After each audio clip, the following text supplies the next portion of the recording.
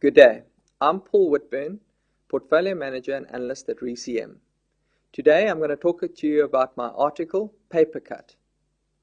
This is really reference to one of the businesses that we owned called Sappi, which is the holding company to a paper manufacturer based in Portugal called Portugal.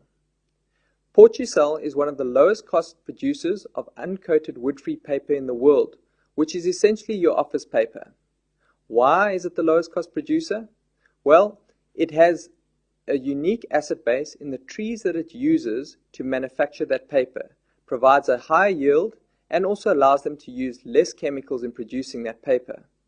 They have the added benefit of their infrastructure, rail and ports, being close to the mills, and also their end clients, which is predominantly Europe, right on their doorstep.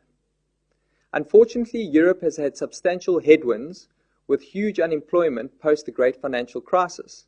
This has led to a decline in consumption of office paper across the region, clearly impacting Portugal. So what does the market think about Portugal currently? Well, the group think is that it's an ex-growth asset based in Europe and should be valued accordingly. We take a different view. Portugal has some of the highest returns in the paper sector, has a relatively unlevered balance sheet, and also a management team that believes that they can generate good economic returns and shareholder returns over the long term. We prefer Portugal over many of the other listed businesses that you may be familiar with, such as Sappi, that has destroyed huge amounts of shareholder capital by moving into the European region and trying to be a consolidator, which has not worked out well. The other company, Mondi, has had a far better run of things, in that it's in the packaging space, and it also bought assets cheaply in Russia and Eastern Europe. But still, all these paper companies' returns don't come close to that of Portugal.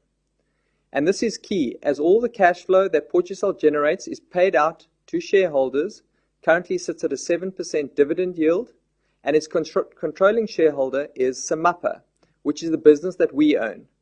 Sappi is controlled by an old industrialist family based in Portugal, and they have two assets in Sappi.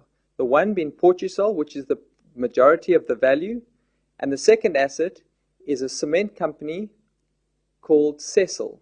This is the second largest cement company in Portugal, with cement operations in Brazil, Lebanon, Tunisia, and Angola. The problem with Sappi is also that the cement cycle is very low across Europe, specifically in Portugal.